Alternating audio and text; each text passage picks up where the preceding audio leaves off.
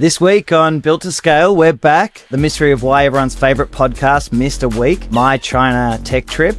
Got some news there. Real talent is now bought, not hired. Google VO3 and Flow, viral AI video generation. Nvidia levels up again in Europe. Do they have a new future partner that we're going to discuss? ChatGPT can now access your tools and your data. Perplexity drops Perplexity Labs. We have tool of the week as always, the robot rundown with a bit of Tesla versus Waymo action, autonomous drones, and can Australia create our own technology and innovation city?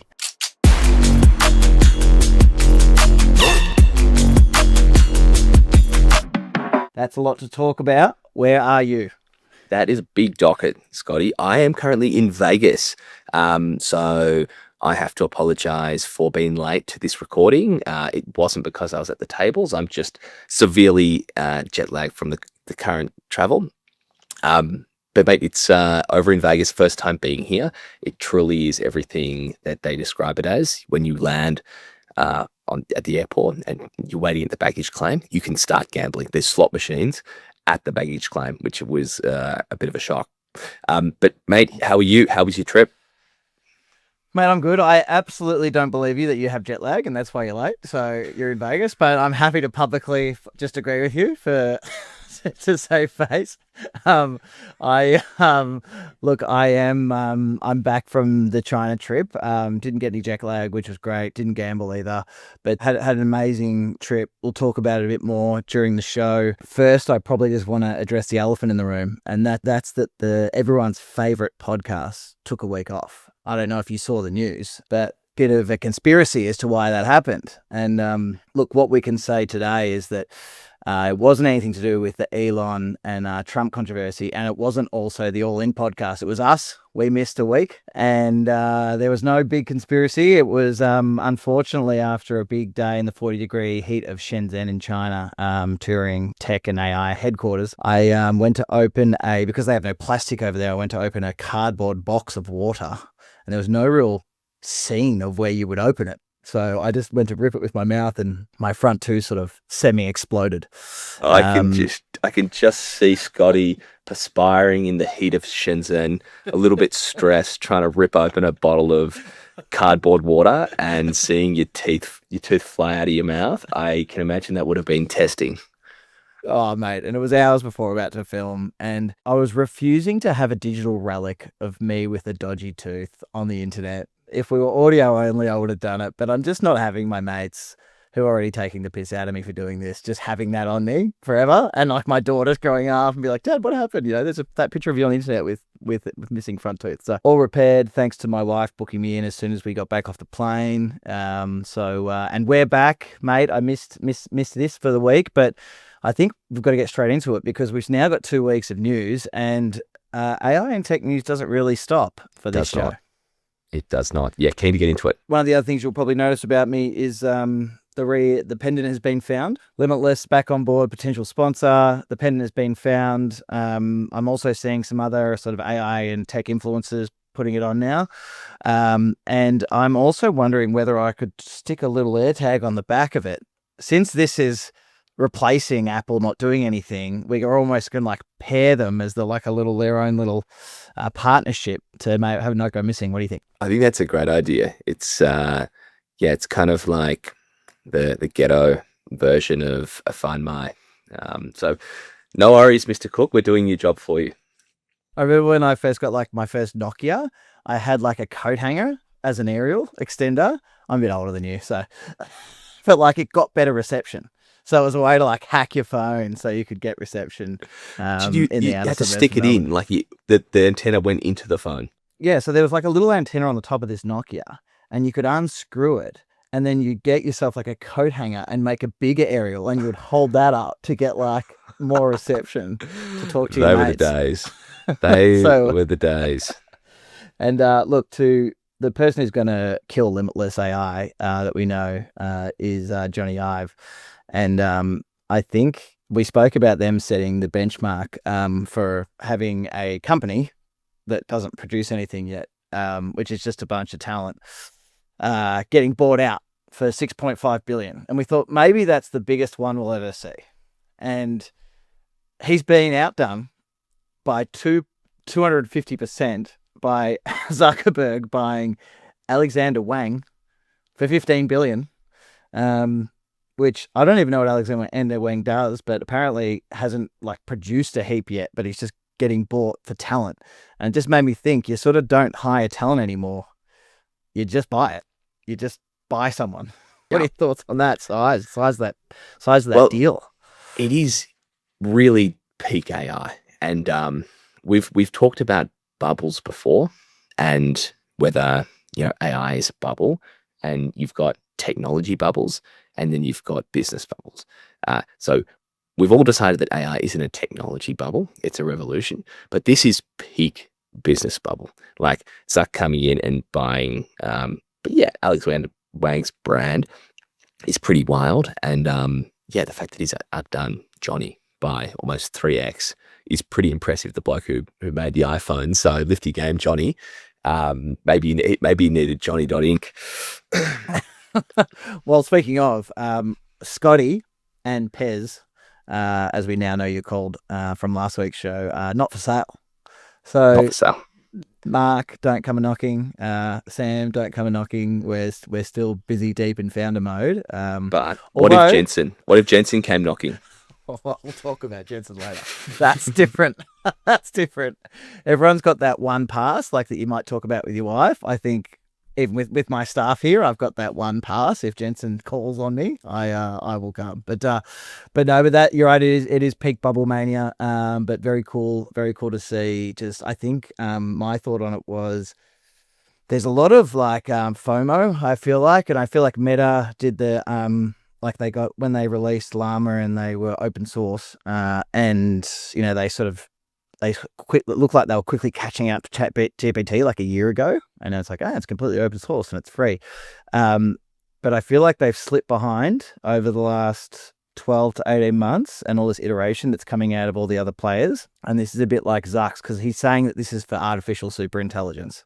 It's like we're skipping AI. I just feel like there's like, you got these billionaire rock stars, founders who can just throw around that capital. And that's like when you see billionaires buying up real estate, it's overpriced and it gets, the winner is the guy who's selling or the girl who's selling. And some news we missed last week was, in the spirit of FOMO, Apple, rather than going and doing a ridiculous acquisition, got an intern to write a paper on the fact that LLMs are stupid. That was the best. Oh, that's so funny. Imagine copying all that criticism, having a market cap in the trillions, and then just going, "F it, AI sucks." It's just such a. So I thought someone was taking the piss, but apparently the article was real. It's wild. It did sound like a grok thing. Like there's someone done as the grok. Maybe we need to fact check that. I didn't look into it too deeply, so No, I didn't know. I didn't read the whole thing, but I did see that they released it. And what they were saying is that there's a lot of hype.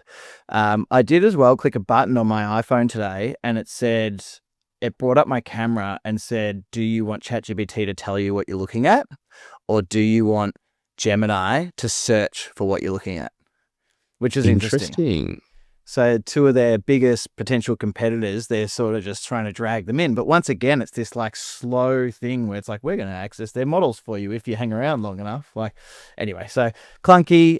They're trying. Then they released the Glass, the Apple Glass, iOS 26. They skipped like 8 iOSs. So that made it sound like it was. But no, I haven't seen anything anything come out of there still. Yeah, I didn't watch the conference, but everything I saw, people were pretty disappointed by it. The only take that I saw that was positive was they are thinking towards the future. Like the whole user design, it looks like crap. Like it looks like they've gone backwards 3 steps. But the only thing that they could be doing in a bit of like 4D chess is, are they preparing for a deviceless world? So the Glass, it kind of looks like you could use it on a glass coffee table. And so is that the future? It's just, we've got these devices that get projected anywhere, into thin air, onto objects. Maybe that is something that they're working on. That would be the generous spin on it. Yep, it would make the Vision Pro as a start of that thing makes sense. So Mm. let's leave them on. Let's leave them with a positive. We got to stop Apple bashing. So Yeah. we'll give them the benefit of the doubt. Mate, look, I'd love to touch on if I can on the China trip. Since it's definitely tax deductible because of this podcast. So Yeah, I'd love to hear about it. Let's get into it, Scotty. How was it? Mate, amazing. So never left Hong Kong airport before, let alone gone on to mainland China. But as soon as I did, one, airport's amazing, but I already previously knew that. It's got to be one of the best airports in the world.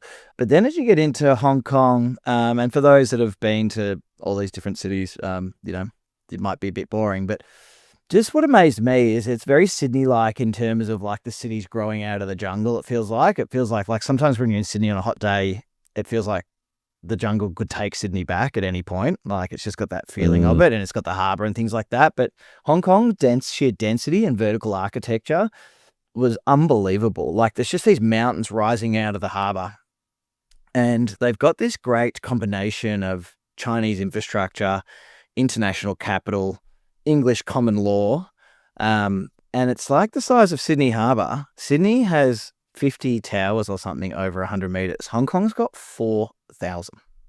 So it's 100x. It's just like if you were looking from Western Sydney to Bondi Beach, the whole thing just being towers. But then the infrastructure of like there's escalators going up the mountain in the middle of the city, and then you just get off them like popping down Flinders Lane in Melbourne or something like that, and suddenly there's all these coffee shops and restaurants, and you just pop off this escalator like it's a train station, but it's a city. Yeah. Because it's going up the hill. So just extremely impressive. I had a few business relationships there, and a great gateway into China. Like I can imagine it's changed a lot since the English had it. And since COVID as well. I've heard from some of my sort of high net worth clients that have had setups there for those sort of tax reasons, and it's been a bit of a financial hub for a long time. I think some wealth has left in the last 5 years, but it's still unbelievable as an Australian. Having that 100 years of English ownership as well, like makes you feel quite like the city's being built around an English infrastructure. So that was really cool, really welcoming, great way to sort of ease yourself into China. And then just got more and more impressive with the 15-minute bullet train through a tunnel into mainland China, into Shenzhen, which, for anyone that is thinking about technology, a trip to Shenzhen's a must. It was a fishing village in 1980, sort of similar to that Dubai story. And now it houses all the major tech HQs like Huawei and Tencent, who own WeChat, Xiaomi, DJI. There's drones delivering food. The city lights up at night, and there's little robot policemen running around, and it's the future. And similar to Dubai, they got there through low regulation, low taxes, sort of government spending as well, propping up the system. Yeah, isn't it crazy to think about the how long it takes us to get something built here, say like 5-10 years for infrastructure projects, and then you look at the progress in just 30 years from fishing village to what it is now. Like you kind of have to go there and experience it in person to just feel how bold that statement is and the effect of the low regulation and what the government can do. Yeah, it's unbelievable because it's the same feeling you get in Dubai. And it's like, hold on, if the average GDP of per person or the average living standard per person in Dubai and Shenzhen has gone from here to here, and you've got these case studies of how they got there, and we can talk about this later, why are we not trying to replicate that? Shenzhen's going to have a bigger population and economy than Australia. So it's a city, and it was a fishing village in the 80s with 30,000 people. Like this is insane. So that was amazing. Went to look at the engine room of China, sort of Dongguan, which is manufacturing. So they do like I think Gucci and stuff is manufactured out of there as well. So a lot of the big fashion brands, but also for us, a lot of joinery, staircases, windows, finishes. Met some amazing supply chain partners there. So that was great to see. But what's scary is they're already half price of what we're paying here, and they haven't automated yet. So like the factories there, the production lines are there, and it's all humans on them. So watch out for them to sort of plug in this tech from Shenzhen from 40 minutes away on the bullet train, watch them plug that in and then like just flip this manufacturing presence on its head even more, which is worrying for any other manufacturing hub. Yeah, and then finished off in Guangzhou for a smart home conference, which really drove home that China has been on the smart home thing and the automation thing for a lot longer, and they've got a couple of major players that are looking at the whole ecosystem of the car, all your devices, and your home. So they just own you, and the West has no competitor. But we also can't access theirs. So with all the politics involved, so really exciting to know that there's sort of some blue sky out there for us and some stuff we can leverage. But at the same time, just that same disappointing feeling that you and I have a lot, where you just go, why are we not doing this as well? That's awesome. And what do you think is we've talked about before, of getting the best of both worlds, being able to work with China, work with the US, and kind of take advantage of the fact that both of these nations are really pushing towards automation, or becoming, this kind of battle for global leadership, and playing the Sweden in between and being friends with both. Did you have any takeaways for how we can maintain that, or how we can leverage a relationship with China for Australia to be to profit out of it? Yes. Hong Kong felt like that place for me, where it had British rule, it was handed back, it's still got British common law, and it's owned by the Chinese government, and they've let a lot of the unique parts of it stay, and they've still flexed their muscle with it where they've wanted to. It feels to me, my guess is that the demographics are going to play out, and China's going to become the superpower of the world. Like, I don't feel like the demographics can be beaten on this long term. So then it's just, how is the US in our lifetime going to be okay with going from 1 to 2? And how is it going to be the first ever, because it's got AGI and abundance, and there's no, hopefully we haven't got a bunch of resources to fight over, is it going to be the first ever non-physical transfer of power? Or is there going to be some alignment there, or, for the betterment of all of us or something? So probably getting a little philosophical there, but I think what I can see is that I think that there's actually a lot of technology coming out of the US that is inspired by China. So they're not only copying now, they're innovating. They're ahead in a few areas. They're behind in some as well. So you can see they're not up to Tesla levels on their autonomous vehicles. So they're playing catch up there, but they're building Teslas in China, so they can copy whatever's going on there pretty easily.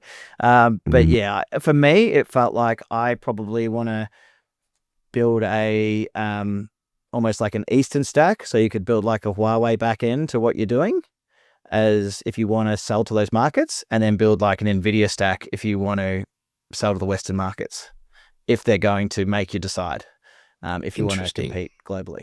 So yeah, that dual track approach. Yeah, that's it. But very, very inspiring. And I love everything that's going on in the US as well. So definitely not talking down the US. It's my favorite place in the world. But I think if you ignore that beast that is China, that's a bit silly. Yeah, I think that's a good take. And I do like the idea that, maybe being that global superpower, maybe there can just be two, and it can work out. Obviously, everyone's still going to have defense. There's still going to be that kind of showboating on, don't come and attack me, because this is what we have. And I don't think anyone's getting rid of their nukes. But hopefully there is a world, especially with AGI, where having access to all of the resources isn't everything, because people can be self-supportive of their own countries. So I'm also hoping that the US remains a big superpower and everyone remains friendly as I'm moving there. But it's an interesting take, and I think I hope that Australia can benefit from it, because we've talked about the fact that we have so many resources, we have so much capability, but one of the big things, we just haven't done a lot with it. So hopefully there is some strong leadership that can play both sides here. Absolutely. Speaking of, mate, can you tell us anything about Vegas? What are you doing over there, and US in general for you? Yeah. Of course. So this was a quick trip for a couple of conferences. Was in Houston last week for a conference there. Heaps of good conversations. What we found that being new to a market, going to conferences is really important because it allows you to look a little bit bigger than you are. You go in there with a nice stand. You get to meet people face to face, and you break down that barrier of not having brand recognition. So in Australia, we're starting to become a household name in construction. A lot of people know who we are. But in the US, it's just not like that. And we can't put logos on our website saying, here's all these companies we work with in Australia. The US doesn't care. They're like, who do you work with here? So we've found conferences to be a really good way to get ahead of that. And the conference we're at this week in Vegas is actually with one of our software partners. So this has been an even better way to break down that initial lack of trust by going to one of our software partners who's a lot bigger than us in the US. We're about the same size in Australia, but in the US, they're a lot bigger, and leveraging their relationships. So essentially, we have sponsored their conference. All their customers are here, and we're just kind of sitting there in the background saying, yep, we partner with them. This software company is called Premier, part of the Constellation family. If you know about them, a big sort of software buying group. And it's been really good. Heaps of good conversations with people who use the other piece of software. We integrate, and so we can start to do that, and hopefully it's going to be really successful. But probably the biggest shock for me was just how real the things we think about Vegas are also true. You get to the airport, and literally there is slot machines at the baggage claim. So that's just how it is over here everywhere. And it very much an in and out trip, so I won't be spending too long at the tables. But it's a crazy place. Well, look, I don't want to take all the credit, but I have been asking Premier to connect with you guys for like 3 years, being because I'm a customer of both, and so the two of you together is great. It's like I don't even know how to say it. It's like sort of connecting two of your best friends. So been waiting for this cross collaboration as a construction nerd for a few years now. So Yeah. So that's great, and I think as well, I think you'll be great for them because obviously financial software. I can probably talk more as I'm a customer. I just think that they probably can't work at the cadence that you guys do, but having a more nimble, younger, genuinely AI, bolt on to their financial software is something that I think you both really be really good for each other, because they feel like they're the best.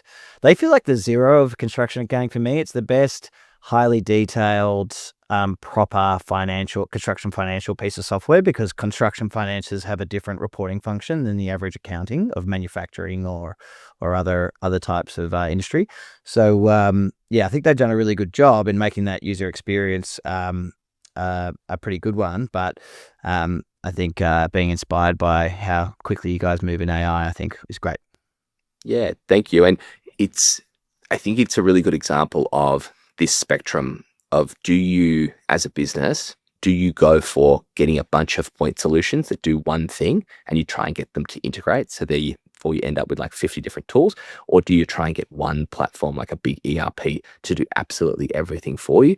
Or is there a happy medium in between? And that's always been our thesis. It's like, especially a smaller construction business, say, they don't want to have 50 different apps, and also don't have the resources to connect all of them together. But also, you don't typically see it going well, someone trying to do absolutely everything. There has to be this happy medium in between. And I think this is a good example of that, whereby if you adopt the Premier software for your accounting, some of your project management, a lot of your back office, a lot can go into that. Then obviously us being BuildPass, coming in and managing the site operations, or the field operations, you'd call it in the US. Between those two platforms, that can run a lot of your business. You're going to have your other tools that you plug in here and there.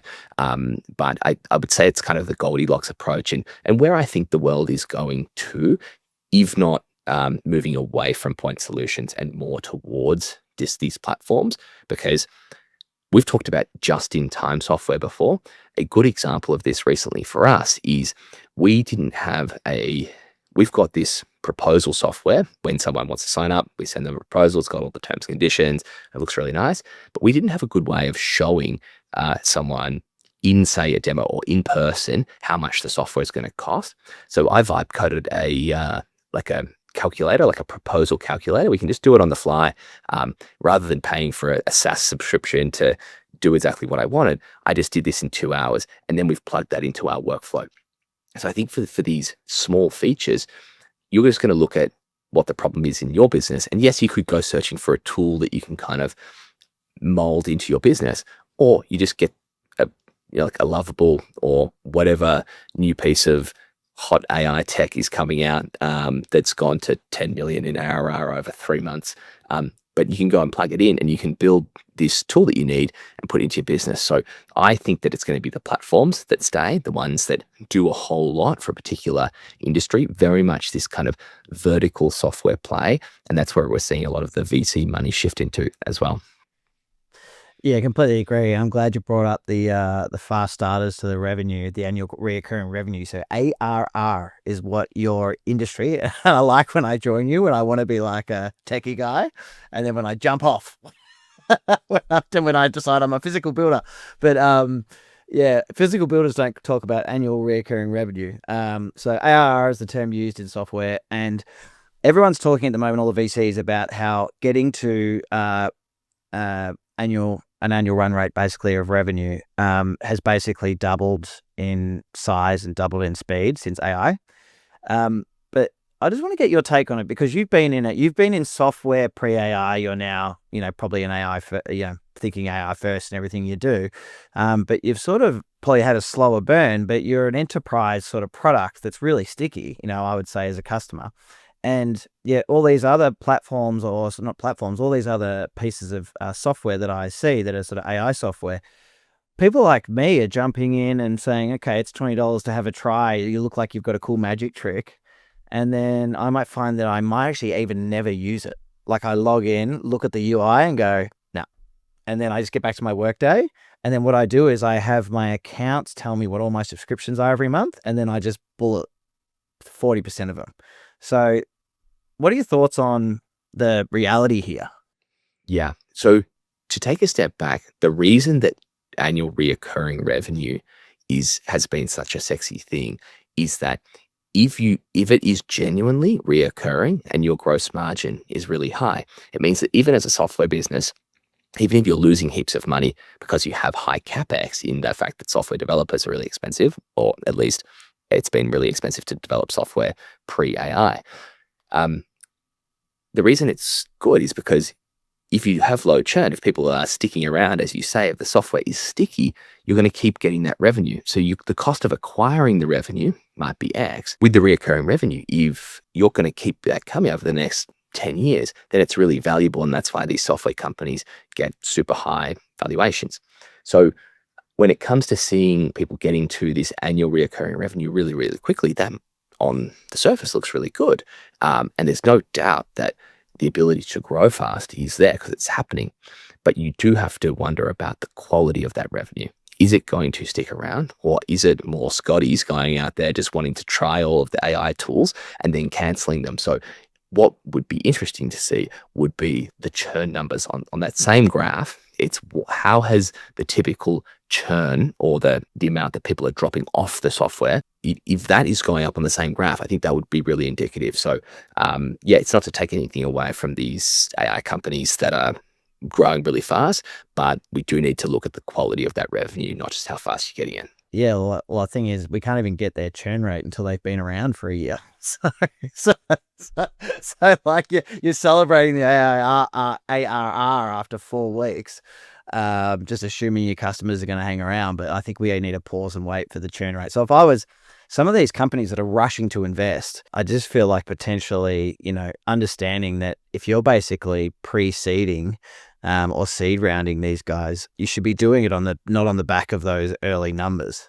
Like, because anything can go viral, right? We see anything on the internet can be like, there's the Hawk Tuah girl, right? Like she had like the #1 podcast for like 6 weeks. Now she could have called that the #1 podcast of 2025. And we, and beyond, and that's the annual recurring revenue, the Hawk Tuah version of revenue. And then she's gone. and it's all over. It's gone. It's a fugazi.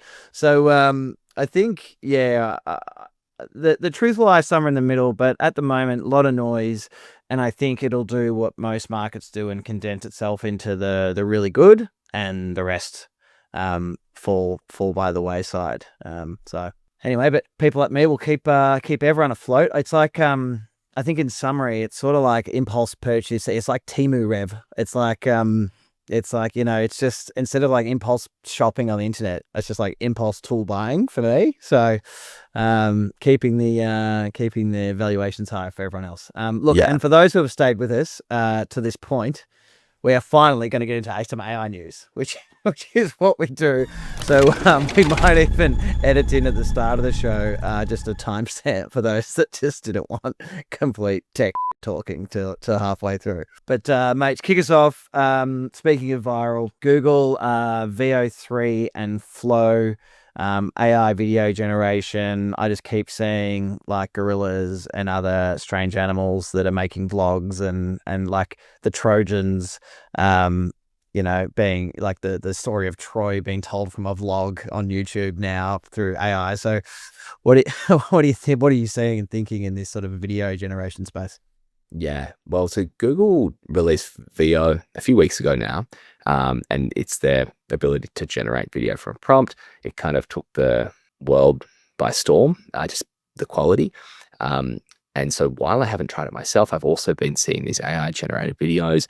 They're doing really well. It's like a viral marketing moment to generate these new AI videos, and that are just so ridiculous, but they look kind of real. So it's a really interesting opportunity to create an ad. Like, there could be something that you would see, like a Super Bowl ad, that would have costed millions to create, and to create that with a prompt now, or at least a couple of prompts, and stitching it together. So I think that's why we're seeing such virality in this. I think it's kind of the same as what we're seeing before. It's a moment, it'll pass. But what it does show to me is this idea that not only will software be just in time, so will advertising. It'll be personalized, and you'll be able to do this personalized video creation in the advertising world at scale. So you can imagine that rather than going onto the Meta platform where you can run ads, or the Google platform, and try and target audiences and say, this is the videos they should see, you can see a world where that is just a prompt. If I'm in Scott's feed, show him a video that has the gorilla in it, because I know that that's going to appeal to his sense of humor. That will just be happening on the fly, in my opinion. You won't even have to generate the videos in advance. They'll just be getting generated based on feeds. Even like, I'm in Vegas at the moment. Let's say I'm going and walking past a slot machine. You can imagine a video that actually targets me. It says my name. It's got my favorite character, and it says, hey mate, come play on this slot machine. Like, that is what this is unlocking, in my opinion. And that's while we're seeing these viral videos, I don't think that will stay around, because this will become the norm soon, and you won't need an advertising firm to do the video generation. You'll just need them to maybe help you with the strategy of how you're going to deploy this. Yeah, or potentially not, right? Like, or potentially you ask the strategy of the model and it gives it to you. I think the hyper customized ad targeting is 100% what will happen. I think what you've just described there is it ads for every person. I think it's the whole thing. I think, at the moment you could probably combine like an 11 Labs and a Synthesia and put together 100 versions of you to all your different target customer types, and then create personalized landing pages depending on where they've come from. If you had like HubSpot connected into the back end to find out, did they come through Google, Meta ad, YouTube, whatever, conference lead, and then suddenly you're they're getting an avatar of you telling them their price, their special price, and everything that they need to hear that's great about the software. So that's definitely where it's going. I think it's obviously creators. It's everything that AI is doing is so deflationary, and then the word like that people have used for a while is like to democratize something. It becomes available to everyone. When Google throw it on their free Gemini issue, or ChatGPT dropped O3 on their free issue a couple of weeks ago. This is like insane technology that's available to everyone who's got an internet connection. And Starlink are giving the whole world an internet connection. So like you got 6 billion creators, anyone of age basically that can hold a phone. And we're going to see some really interesting stuff come out of it. And we're just at the start. So yeah, no, I agree that it's going to be about customization and a few industries are going to be shaken up. Yeah. And like mini side round. I know we're talking about AI news and we need to hurry this along, but I listened to a podcast with the CEO of Fiverr, the website where you can pay for someone to do a task for you, whether it's graphic design or whatever it is. And he's very vocal about the fact that AI is changing everything. We can see that. And that if you're not leaning into it, he just says like you're screwed and you need to do it for yourself. It's not his responsibility to tell you how to lean into AI. Companies should be supporting it, but realistically, everyone needs to be out there realizing that AI is changing the game and how can you level up? Because like you just said with democratizing it, it's available everywhere now. So there's a new baseline. And I've sort of been of the opinion before that if you're leaning into AI, you're going to become a whole lot more valuable to companies and therefore you can stand out. I think that's it's still true, but I'm more of the opinion now, and I agree with the CEO of Fiverr, that it's more if you're not leaning into AI, you're actually just going to be behind the baseline and you're really just going to become redundant. So everyone has to lean in and it will become democratized. So in one sense, it's an amazing opportunity to use all of these tools, but you almost have to do that as the new baseline. That's what everyone's going to be doing. That's what you're competing against. So if you're not leaning into it, you truly are going to be left behind, which was what this show is all about. But anyway, Scotty, I think next on the docket is Nvidia. Tell us, what's he done? So Jensen's gone to Paris. And the only way that Jensen could go to Paris, which would be to do a big talk at the GTC or the Viva Tech conference that they're calling in Paris. And basically, I think he's woken up Europe. So Europe was sleepy. How much regulation can we do? How can we stop any sort of innovation? And how can we just lose our lead that we've had in manufacturing and everything we've been doing for the last 150 years? And he's gone in there and he's actually like, you can see him trying to inspire them. He's complimenting him, saying, this is the manufacturing powerhouse of the world and you've been in front for 100 years. And have I got something for you? He's basically saying that our full stack. So he's saying, Nvidia are now obviously designing the best chips in the world and they have done for a long time. They're within their Omniverse and their 3D rendering applications are designing the world's most efficient data centers. They're then building digital twins of those data centers and, making them run and training them before they even build them. So that, autonomous robots can build them and then service them and how the cooling's going to work. And then they're physically going to be building the data centers themselves or giving everyone the equipment to do so. And then they're delivering their chips and hardware and operating system for robots to robot companies. So all Nvidia are basically doing, they're like leading a horse to water for the whole world. And they did it in AI. So in 2016, Jensen, they created the first basically AI supercomputer. And he's like, oh, I've got no customers. No one even wants to talk about AI. Why have I built this thing? And he even says in a speech, he walks over and gets a call from a non-for-profit in San Francisco that says, oh, we'll take one. And it was OpenAI. And he gave it to them. And that spawned OpenAI. And what I've said so much on this show is if you watch them closely, and sometimes it's a bit dense, but I've got a fix for that, you can start guiding your 2, 3, 5, 10-year plan to your business around what they're going to do. That's how powerful they are. And like I said, I think there's never financial advice here. I think their share price is undervalued because I think they're actually the size of 3 to 4 or 5 of the other top 7 or 8 companies because everyone else is just wrapping up around them. And they're just like, it's like they're leaving enough space for you to throw a wrapper on top of them and a user experience and plug into any ecosystem you want. So they're B2B, but at the same time, he's selling people B2C. Here's an AI supercomputer on your desk for $1,000 that's got the power of, some computer the government might have bought for like, $100 million, 5 years ago. He's talking about them having quantum computing in 5 years now, which is when he says it, it's like he's not it's serious. And then he's talking about, but quantum computing, like that's great, but we're actually going to surround it with all our other supercomputers that do all the correction of it, because quantum computing can sort of hallucinate. And once you're in that, then you're in ASI and anything's possible. It can start getting a bit meta. The point is this. I'll give everyone a takeaway. It's 90 minutes, his speech. And he's done 2 in the last 6 months. One's in Paris. One was somewhere else in the world. You can find it. It was in January. January and June, Jensen, right? You grab both. You put them in Notebook LM, and it'll give you a 30-minute podcast summarizing all the key takeaways. Do the interactive one and start asking it about how it affects your business and how you can plan your future around it. And then you're talking to an AI summarizing Jensen's 3 hours of thoughts. And that should be the guiding light of your 3, 5, and 10-year plans if you plan on embracing technology.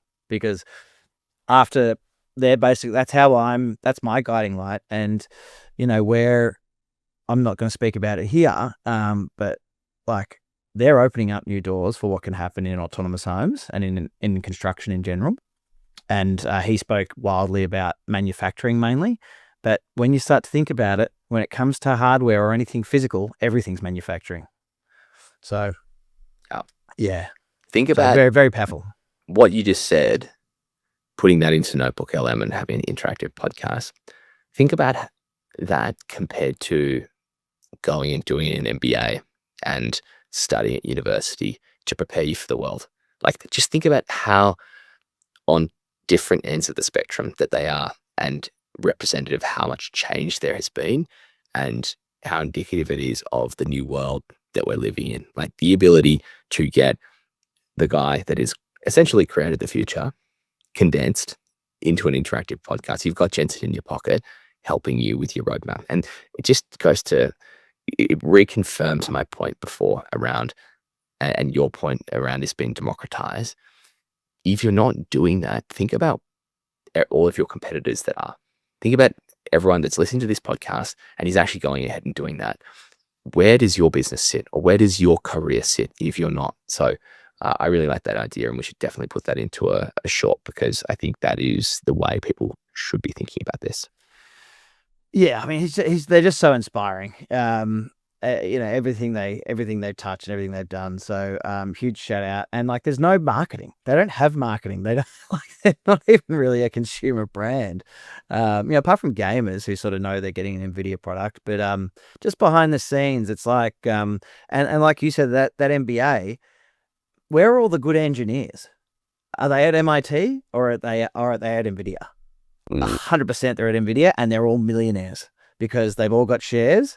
And he's got 30,000 of them pulling in the same direction. And every time he goes out and does this conference and their share price goes up by $5, they all get $3 or $4 million. And that's the best way to motivate the smartest people in the world. So they talk about having a data flywheel in their business, or an OODA loop, which is like, how quickly can a feedback loop of, output turn back into input to make the output better. Their data flywheel is like insane. The pace that they're iterating at now and what they're actually putting out. So yeah, who knows? I think when we were talking about abundance earlier, it's basically an abundance machine, that joint. So anyway, good tip. Mate, ChatGPT, speaking of abundance and good businesses, over the last couple of weeks, we would have talked about it last week if we were on, you can now plug in all your favorite tools, Gmail, HubSpot, Dropbox, GitHub, Outlook. So have you had a play around with it or plugged that into any of your workplace tools? Yeah, I have. I've plugged it into Notion and Google Drive. Look, it's really impressive. You can now take all the data from different sources.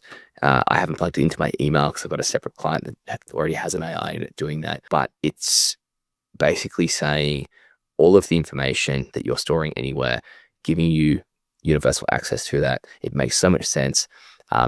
And you should definitely, this is another unlock, connecting those tools in. This is another example of OpenAI just steamrolling people who have ideas that are on their roadmap. There are so many startups out there solving this problem of connecting all of your tools together such that you can plug it into ChatGPT. Now they've just gone and done it. Claude can do this as well.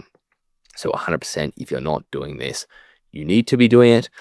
One interesting point I'll make that could be a blocker here, and I don't know how this is going to play out, is the tools like the Google Drives, the Slack, the Notion, they have wanted to embed AI into their own tools. And they kind of starting to say, I don't want this data to go into ChatGPT because then I can't monetize it. And so we're going to see a pattern of them saying or reducing the access to this data. But as the company, it's an interesting point because if you all of a sudden block off all of the access to the data, people are going to rage and they're going to move to other tools. And so there's just going to be this interesting balance. I don't know how it's going to play out, but one of the pieces of news here is Slack recently changed their terms and conditions. And I don't know exactly what they said, but it was along the lines of Slack restricting the ability to get your message data out via the API, such that it makes it harder for a tool like ChatGPT to access that. So it's going to be a really interesting concept that plays out. And I think it's going to go towards people choosing more open source tools.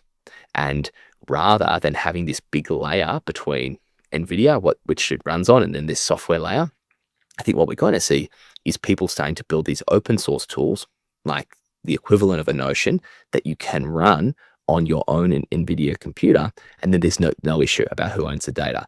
Nvidia's is processing it for you, you own the software, and then you can plug it into whatever you like. So that's one potential angle that we might see that kills a lot of these SaaS businesses, is the ability to build your own software and just run it on an infrastructure that, like you said, sits on your desk. Yeah, I think, is it my data or your data? If I'm paying customer, is it mine? And if you're trying to tell me what I can do with it, like, hold on a second. And we're back in that moat defense. Moat defense is, look at what's Nvidia's moat defense. Get 30 times better every year. Like, innovation, feedback loops of excellence, using hardware to make software and using that software to make your hardware better. And, that's moats are formed in innovation. You're seeing it with Tesla.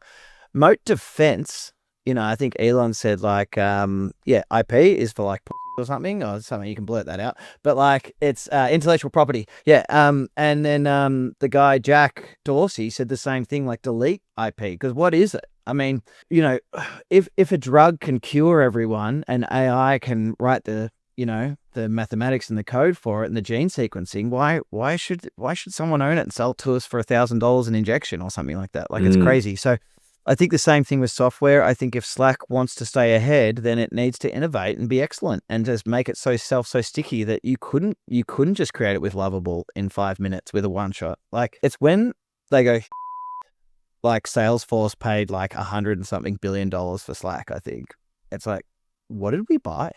If we didn't buy the data, if people can scrape it, what have we bought here?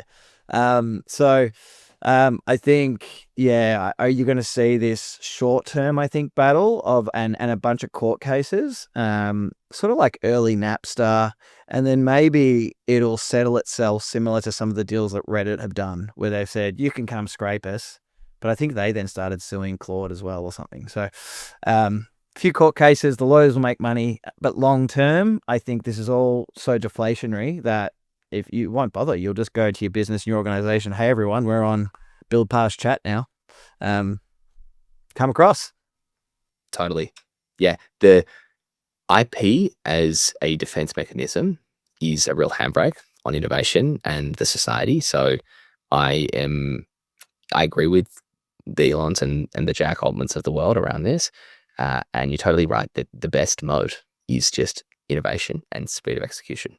That is what's best for the world, and that is where the best competition is created, and where the most progress is driven. So, totally agree on the moat, the moat outlook. Well, speaking of innovation, so Perplexity. So I've been speaking of impulse purchases and ARR, I've been a free user of Perplexity for the first 6 months, I suppose, last 6 months. And then over the last 2 weeks with Perplexity Labs, and one tweet in particular from Greg Eisenberg saying, I've just replaced a salesperson, copywriter, film director, social media manager, and financial analyst with Perplexity Labs. Now that to me is basically a wet dream, or a dry dream, depending on who's listening. With one A tool, 5 jobs are gone. So to me, that sounds like heaven. That's the word, heaven I was looking for. I haven't sort of used this labs function, but I have noticed that with the pro version, the voice, they're using Claude, and just my sort of normal model interaction is a much better user experience than it was. But can you tell us a little bit about what Perplexity Labs is and what are we talking about here? Yeah, it's like their agent, their fully autonomous agent version of Perplexity. I think they need to come up with a new name. It's way too hard to say, but it's like the Manus. It's like these tools that go out and just search a bunch of websites for you, do things on your behalf, and come back with the answer. And you can, like Greg is saying in that tweet, you can start to replace a lot of these existing workflows, and you don't have to go up and set up one of these tools like an N8N with just drag and drop and needs to set up all these custom workflows in there. You just get an agent to do it for you, and they're getting so good. And I do think it's funny that Perplexity, people thought that it was going to die because of ChatGPT, and maybe it still will, but they kind of have been hanging on. And to just what we were talking about before, the speed of innovation, they've kind of just managed to stay one step ahead and be slightly better in this agent space. So it will be interesting to see how it plays out, and whether there's room for them in the market. But especially with marketing like this, saying that an AI tool like Perplexity can replace 5 jobs, if that's actually true. And there's a little bit of clickbait in that, but it shows where we're headed and shows the value that these tools can provide, even if they are just wrappers on the larger models that we have. Yeah. Another way, when I think about the young kids, and we've spoken about this before, is this generation of kids are the first AI native kids to come out of school. Like, they should be playing with these tools, all through high school and things like that. And then so they're coming in with like, oh, I know how to use Perplexity Labs. I'm 18. And I can, you need something for marketing? I'll ask Perplexity to do it and ask ChatGPT to prompt Perplexity for me or something like that. Do you know what I mean? So, really cool. Some of these things coming through, and it's democratizing all that space. And you don't need to be a pro because that information is there. You need to be agentic yourself and to be able to deliver an outcome from a prompt and use the tools to do so. So, very excited about that space. I'm still not using anything agentic at the moment, personally. Feels like a space I've got to get into. And it's funny, as a CEO, I don't know from you as well, we're sort of in young companies, you want the time to go and explore these things. And I feel like, the old EA, you could almost have an EA now as a tool if you've got like someone that can just try out all the new tools for you and sort of start saying, hey, this is how you use this is how I think you should do it. And that almost be that that conduit between you and all the tools, because I don't know how much time you've got to not work on the business and just tool explore. But like, how are you finding that balance of like a bit of FOMO versus like some of the advice we're giving versus actually I've got to run a bloody business here. There's no point me just geeking out on tools when, the ship's sinking. Yeah. I think what the key is giving yourself slightly more buffer. So trying to cut out some of the things that you thought were important and saying, it's actually, maybe that doesn't need my input on it. And so if you can give yourself 20% more time, that means you can invest an extra 20% up front, then rather than doing a process in the way you know it, asking, how could I automate this? And it's the funny thing is, it's going to take longer the first time. You're going to try and get a tool to do it, but then you get out the other side and you go, I've invested up front and now I've started to automate that process. So that's the way I try and think about it. And whenever I download a new tool for fun, I always try and build something that has some relevance to what I do, even if it's a simple workflow. Like I was testing out some of these workflow tools, a new one that we talked about the other week, Den. I wanted to use that to go and scrape a bunch of Reddit conversations on construction and tech and to start putting interesting comments into those feeds or giving me ideas for comments to put in there. And so that was one example of something I was like, because I want to have a presence there. And I think it's actually a good marketing strategy for us. So rather than me going and doing that manually, looking at if an AI product can do that. And so I think you're totally right. You don't want to just be out there playing with tools just for fun of it. Like, what kind of CEO is that? Just telling everyone to do the work while I go and play with these AI tools, but it's kind of leading from the front and saying, hey guys, let's take a little bit longer initially. Let's scope. We wanted to do 10 things this week. Let's do 8 of them, but let's see how we can invest 20% more time in being able to automate that in the future, such that those 8 things only take half the time next week. I think that's the goal. Yeah, it's almost like it'd be great to have like this would be really hard, like a return on investment dashboard as well, wouldn't it? Like, this is what we sacrificed, but this is how much quicker we now do X, or this is what we've now offered our customers, or this is how we've lowered our overhead or our cost base. But I think it's something that every CEO in the world is thinking about. I'm meant to be leading from the front, but I can't lose sight of all these other things.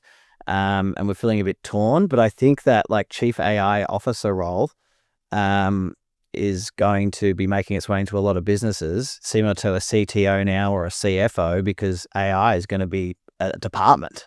And I'm not sure who the most qualified people in that are. Is it someone like almost like a self-taught musician who just picked up a guitar at the age of 3 and just started playing and now they're a freak?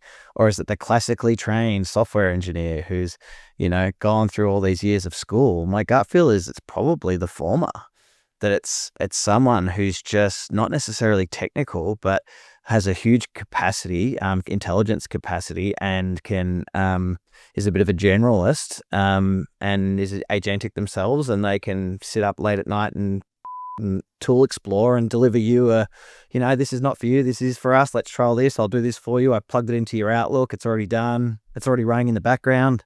Is that the kind of service that we should be, or the kind of role that might be popping up? So Yeah, and time is a real gift these days. If you're sitting there, like you've finished school and you're thinking about going to university or something, if you can fund yourself and not go to university, or go get a job at a cafe, pull coffees in the morning, and spend the afternoons and evenings using these tools, that is the greatest gift right now. Because there's plenty of people like you and I, Scotty, that are just trying to stay afloat with how busy our lives are, with kids and running businesses and trying to do a podcast. But if you had time, like I'm just like thinking about to myself back at uni or whatever it was, time is the greatest gift. And that's where you're going to see the ability, you can see the future from there. You can use these tools and you can start to create the future. And you're right. If someone spent a couple of years doing that, and or even less, like 6 months, getting themselves across these tools, understanding how they can automate processes, that kind of bringing that kind of person into your business, that could be a 10x person. That could be someone who could really change the arc of your company. So I think one thing that's coming through in what we talk about is we're really passionate about what all of this means for younger people, because it is hard. Like when you leave school, you just want to be told what to do. You want to be told like, okay, I go get a commerce or a law degree, then this is my path to be able to have a successful life and to go buy a house. And if I just follow this playbook, then I can be successful. But that playbook is being burned up in front of us. So I do feel bad in a way for kids that are currently finishing school, because if your parents are saying hand on heart, or your teacher saying hand on heart, you should just go to university and do this and you'll be right. Like they're either sticking their head in the sand or they're lying through their teeth. So it is hard to understand as an 18-year-old what to do with your life. But one of the things that you do have that others don't have is some time. And so I would be going and investing in these tools and then coming to people like us and saying, this is how valuable I am. This is the projects I've worked on. This is how much I can do just through the things I know, because I know that you didn't have time to look at this, but I can be that person for you. Mate, I'm starting to smell a bit of a built-to-scale incubator here. And maybe if we do have a little viral TikTok or something, we might have some young people listening, and maybe we could like get people to come in and help out for us, because we can obviously offer people access into what running a business internationally and things looks like, and then basic. But once you've built it, you can then export it to the world. So maybe a little incubator idea for you and I to start raising some of these talents and then helping other businesses. I like leverage some skills. So YC's got the AI startup school. We can do the same one from Melbourne/Austin. Exactly, a little built scale incubator. Mate, great segue actually into tool of the week. And unlike most weeks, I've actually got something to add here. Let's go. Keen to hear it. So ChatGPT Projects has had a bit of an upgrade in the last week, and it's basically, if someone doesn't know what that is, it was basically a custom GPT that you could create and put whatever files you wanted in it, and then add team members from within your organization, or offer it to the public as a bit of a custom GPT with data that's available that you've put in. It's now got a combination of whatever data you drop in it. So just think of all the PDFs and files of a certain project, for whatever kind of project you're working on at work. But then also it's got access to deep research. It's got voice mode. Its memory's upgraded. You can do it all from your phone. So you can create, whenever you say almost create a little project at work, you can create a custom GPT for that project, and everyone just keeps adding into it, almost like a Slack channel. And it starts learning and then has access to deep research, and it's always going to refer back to the context window that you've sort of given it, or the directive, the prompt that you've given it, relating back to what that project was. So one thing that we started doing, and I think this is probably not great that I tell all my competitors this stuff every week, but it's also good for people not in construction, because we're all doing projects of some sort, and we've all got clients of some sort, and we're all pitching something. And I think that with anything you're pitching now, you can have a think. And what we do is we're putting all of the project files, including architectural engineering drawings, consultant reports, and then our own costing, plus all of our capability statements and everything about our business, and why, we're right for this project. We're putting that into a custom GPT. And when we submit our price for a $10 million plus home, which is what our core business is, around the country, we're submitting that price and doing all of the traditional ways of submission. And then we're saying, by the way, here's a custom GPT that we've created for your project. Now that's got access to every document that you've paid for from all of your consultants. It's also got all of our IP in it. And you can just have a conversation with that. Talk to our price like you're talking to me. Ask me questions. You can do it in your own time at midnight. If that's the only time as a business person that you've got to look at my quote, you've got all these questions, and instead of sending me an email, just talk to the model. But then also, because it's got access to the internet, if you've got a 150-year-old home, you might say, how many windows is in my current home design? 41. How many was in the original house? 20. When was the house built? 1908. Who was the architect? Blah, blah, blah, blah.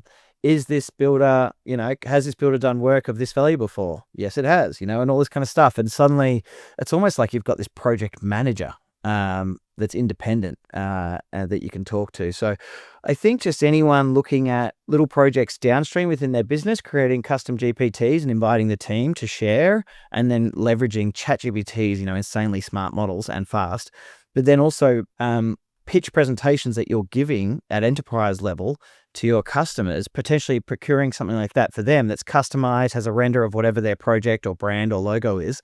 And that's going to feel really special and really forward thinking, I think, to a lot of people. That might be someone's first exposure to a GPT. Yeah. It could be. What is this? They can talk to it. The thing I love about that is, we talk about OpenAI steamrolling businesses. They're only going to steamroll you if you're trying to compete in certain areas, or you're trying to build something that competes with where it's heading. That's just using the tools that they've got off the shelf in either an existing business, or that could be a business in itself. Imagine selling your service and saying, for every new project that you take on as a client, whether it's a new house, we're going to put all the documents into one spot. We're going to give you this amazing tool to ask questions. There's a lot of people who don't have time to do that. So I think this is a good example of using the power of these new tools that are coming out to either augment existing businesses or to create businesses themselves. But just make sure you don't get caught in the way of them. That's the real dangerous area to be. All of these AI note takers, they're really in the way of ChatGPT. It now has a note taker built in. So I think leverage the wave. Don't try and create your own. Yeah, it'd be like trying to fight computers or, Windows or something back in the day. It's just, or just being it's like that last horse and cart in Melbourne City. How there's that one that still goes around in the city. That's not a good bet against a car company. So Yes, no, great, mate. Well, let's get into the robot rundown as we're sort of working towards the back end of the show now. I think what's the time? It's nearly 1 a.m. in Melbourne and sort of 7 a.m. where you are. So we're the only two guys to find an inconvenient time for both of us. Overseas, like 5 a.m. and midnight. I meet with people in the US all the time at like normal times. We managed to make it awkward for both. Commitment to the cause. So we'll finish strong. So the robot rundown, we got Tesla versus Waymo. I think sort of everyone knows in the Western Hemisphere, and especially in the United States. What can you tell me about the differences in their technology pathway, and the costs that they've incurred, and what the trajectory looks like for the two different businesses? Because these are the two key players that everyone's talking about with autonomous cars. Yeah. So Waymo, doing really well in the autonomous space, up to hundreds of thousands of rides a week. They're very impressive autonomous cars that are on the roads in Austin, San Francisco, Phoenix, I think about 5 cities now across the US. The path that they have gone down is innovating on the technology surrounding the autonomous driving, so the LiDAR that sits on the cars, but not in the car itself. So they just sit on a Jaguar and they've got the LiDARs on there. They don't look very good, but that's how they've got to the point of being safe. Tesla is kind of gone the other route. Tesla, we know everything is vertically integrated. They've already got the technology, and they've chosen some design decisions around, we're not going to use LiDAR. We're not going to have things that sit on top of the car and make it look funny. We're just going to use computer vision, and therefore it's cheaper, it looks sleeker, but it also fits into our current manufacturing pipeline of building Teslas. It's the autonomous Teslas, or the taxis. What are they called? The cyber taxis or something? Robo-taxi? Robo-taxis. They just look like normal Teslas, and they've got the computer vision.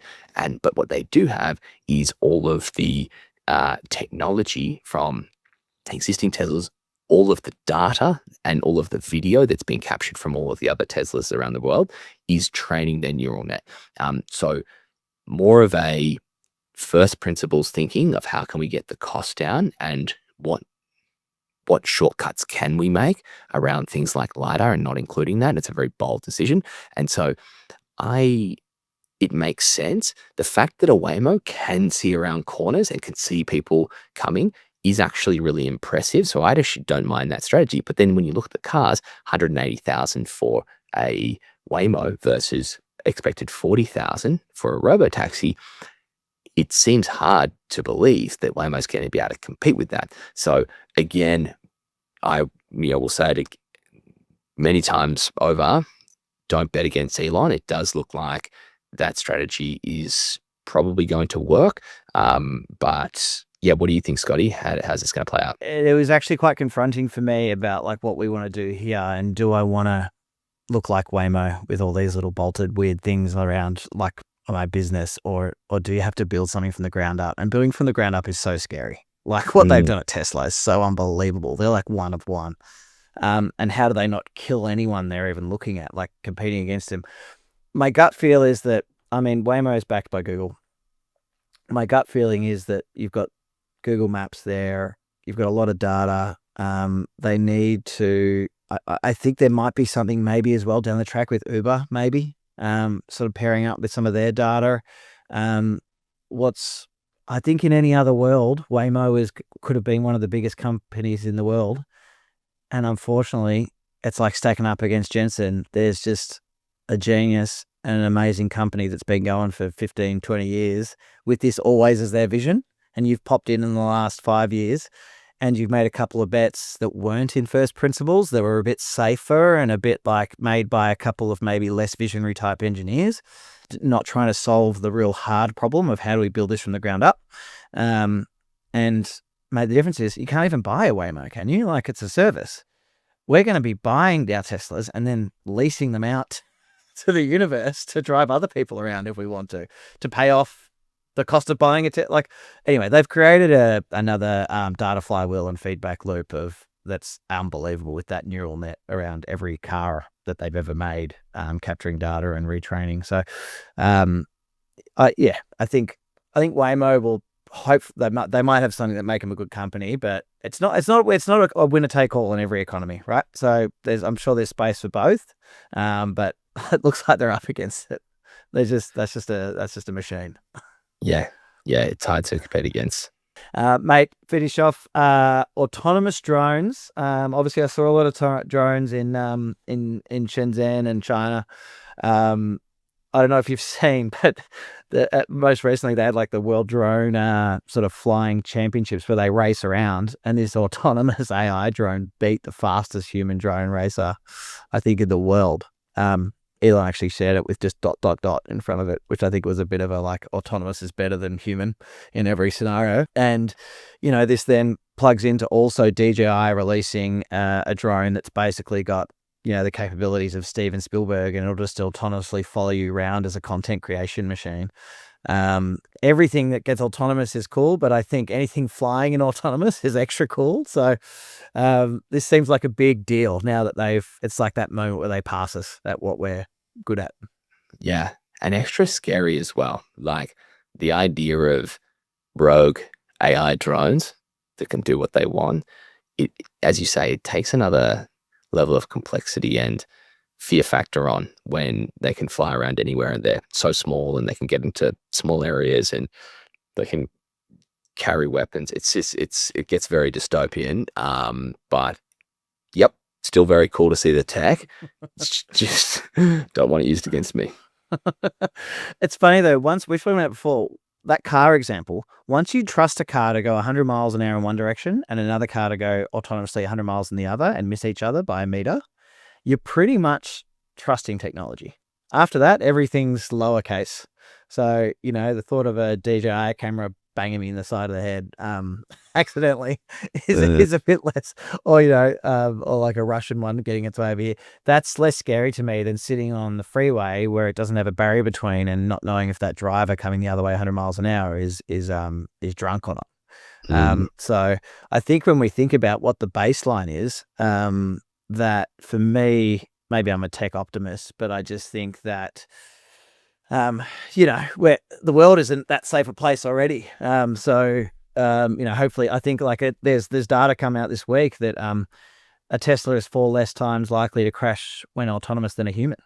So It's the safest form of driving in the world. Autopilots on planes are the safest way to fly. So I think we're going to get used to it more and more.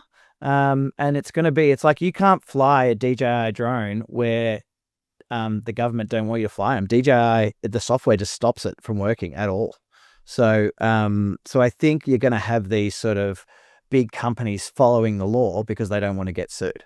Because 1 or 2 bad cases could keep them a thing. So I think we've got the law there. The law is going to protect us. And anything that's more intelligent than us will probably be safer, is my thought. Here's hoping. Absolutely. And mate, I'm not sure if I've got the energy for it at 1 a.m, so we might park it next week. But just as a little grab to get the people of Australia especially potentially excited for next week's show, I want to talk about how we can build our own Shenzhen, Dubai, Hong Kong, the map that they've all followed, that's all pretty similar.